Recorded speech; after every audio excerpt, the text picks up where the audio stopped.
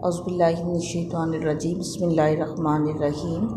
السلام علیکم اسٹوڈنٹس، امید ہے کہ آپ نے سوال نمبر 1 ہاف یاد کر لیا ہوگا۔ آج ہم اس کا نیکسٹ ہاف پڑھیں گے، طہارت کی اہمیت احادیث کی روشنی میں۔ رسول پاک صلی اللہ علیہ وسلم طہارت کی بے نظیر مثال تھے۔ بے نظیر یعنی جس کی کوئی مثال نہیں ملتی۔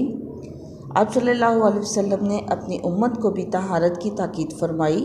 آپ صلی اللہ علیہ وسلم نے ارشاد فرمایا، الطہور شطر الایمان، طہارت و پاکیزگی ایمان کا حصہ ہے۔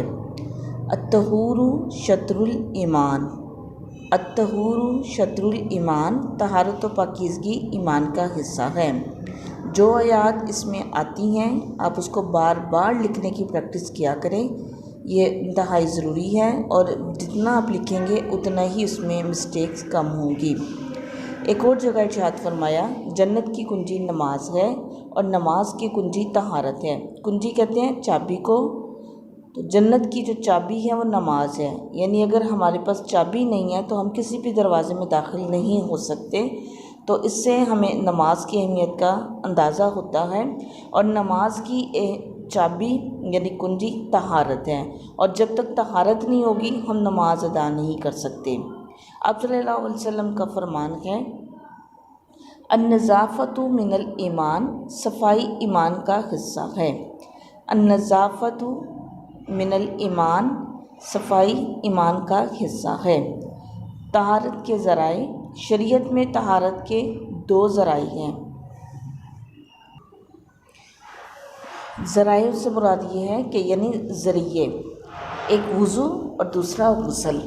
شریعت میں طہارت کے 2 ذرائع ہیں، وضو اور غسل۔ ان کے علاوہ کسی بیماری یا پانی کی عدم دستیابی کی صورت میں تیمم بھی طہارت و پاکیزگی حاصل کرنے کا ذریعہ ہے۔ طہارت کی اقسام، طہارت کی 5 اقسام ہیں۔ طہارت فکر، طہارت فکر سے مراد ہے گندے خیالات سے پاک ہونا، غلط اور بری سوچ سے پاک ہونا۔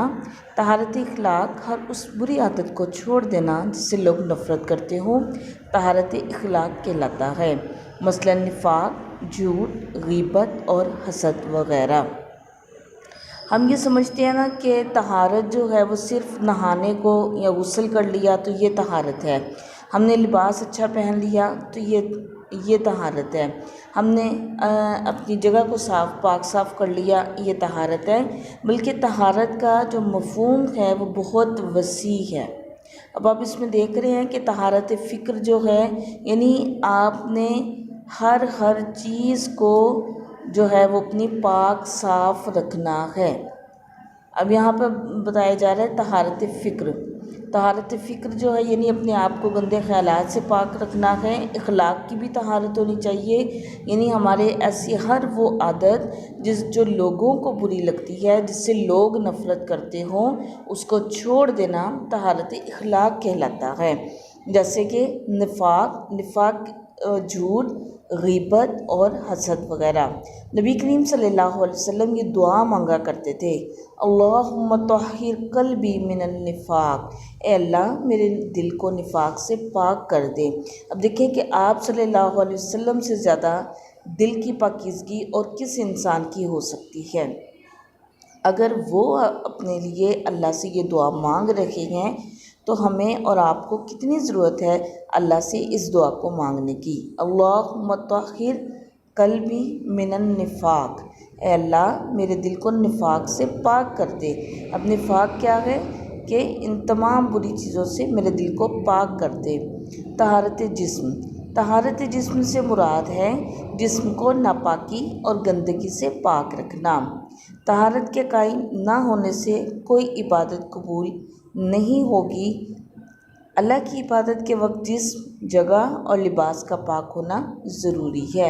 ابھی طہارت جسم ہے، ٹھیک ہے، اب ہم ہر طرح کی گندگی سے ہم پاک ہوں، اگر ہم گندگی سے پاک نہیں ہیں تو تب تک ہماری عبادت قبول نہیں ہو سکتی۔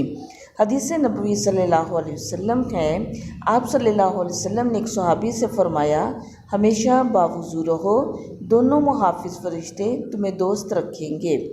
محافظ فرشتے کون سے ہیں؟ جو ہمارے دونوں کندھوں پر سوار ہوتے ہیں اور ہمارے نیکیاں اور برائیاں لکھتے ہیں۔ اگر ہم پاک صاف رہتے ہیں، باوضو رہتے ہیں، تو دونوں محافظ فرشتے ہمیں دوست رکھیں گے۔ طہارت لباس قرآن پاک میں ہے وَثِيَابَكَ فَطَہِّرْ، اور اپنے کپڑوں کو پاک رکھیے۔ آپ صلی اللہ علیہ وسلم کا لباس اگرچہ سادہ اور پیوند دار ہوتا تھا۔ پیوند کہتے ہیں جوڑ لگانا، اگر کہیں سے پھٹ جاتا تھا تو کپڑا اوپر لگا کے اس کی پیوند اس کو کہتے ہیں لگا لیتے تھے۔ اگرچہ آپ کا لباس سادہ اور پیوند دار ہوتا تھا مگر صاف ستھرا